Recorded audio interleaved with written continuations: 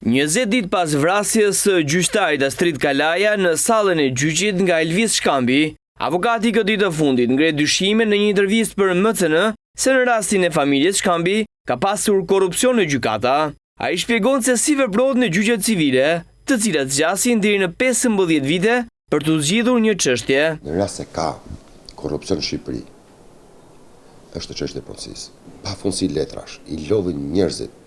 Pra, i duket sikur prona është e tyre jo e qytetarit. Ta sillen si sultan nëpër gjykata.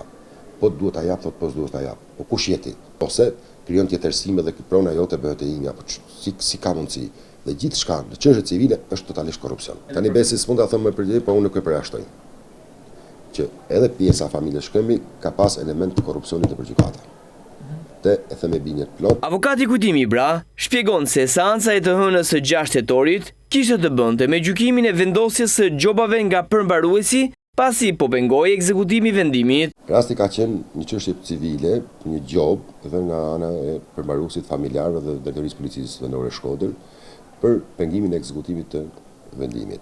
Në momentin që Gjon Shkambi dhe Elvis Shkambi janë paraqitur pranë gjykatës së apelit në seancën gjyqësore, nuk ka pasur ndonjë debat verbal, vetëm gjyqtari ka vendosur që lënë fuqi të vendimit të shkallës parë për heqjen e gjobave të familjarëve të cilët ndodhen në godinën ku bëhet fjalë për procesin civil të familjes Shkambi projektuar 16 vitesh. Procesi civil ka qenë në një gjyq më përparshëm ku familja Shkambi është bërë pronar që në vitin 96 me vendim kthimit pronave të Bashkisë Shkodër. Relator në gjykatën e apelit në Shkodër, që është lënë vendimi i shkallës parë në fuqi për sa i përket kthimit të gjithë pronës prej 60.000 metrash, ka qenë Astrid Kalaja. Pra e ka gjykuar të çështje në themel. Roli i Bashkisë Shkodër për të arritur një marrëveshje midis banorëve dhe pronarit ka qenë inekzistent. Bashkia Shkodër duhet që këta banorë të rregullonte nëpërmjet endit banesa të bashkisë dhe të jepte banesa nga endi i banesave të bashkisë, të sistemonte gjithë banorët dhe pronat i kthehej te i Zoti. Në gjithë këto kalvar, edhe Bashkia Shkodër nuk ka luajtur rolin e saj,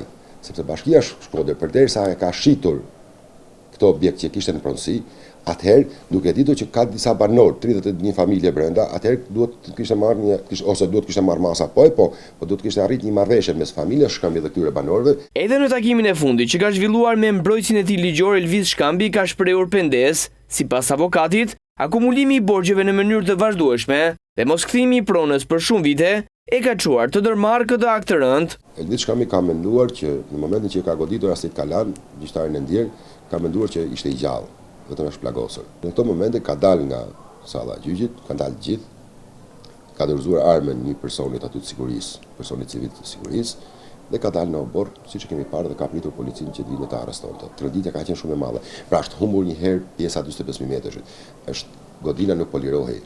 Parat ishin paguar, borxhet po akumulohen në mënyrë të tmerrshme, në mënyrë shpejt. Pra, po zinte buburxhi borxhin. E kam takuar, kemi biseduar gjatë, ka shprehur një pendim shumë të thellë për ngjarjen. Gjyqtari Kalaja, duke qenë se njihte edhe zonën dhe kishte gjykuar në themel për pjesën tjetër, ndoshta do kishte qenë e udhës që të jepte ndërheqje nga ky gjykim, dhe të kalonte dikujt tjetër për shkak të një konflikti ose për shkak të një gjykimi në një çështje tjetër të familjes Shkambi. Të shqetësim, me që ma përmendje ka ngritur edhe Elvis Shkambi në gjykat, ku thotë ku Astrid Kalaja, gjyqtarja e ndjer Astrid Kalaja, duhet kishte dhënë ndërheqje nga ky gjykim. Elvis Shkambi vrau gjyqtarin me armë në sallën e gjyqit, pas vendimit që dha ky i fundit për anulimin e gjobave ndaj 31 familjeve që akomodoshin në pronën e familjes Shkambi. Rastin nxorri në pa edhe mungesën e sigurisë në ambientet e gjykatave.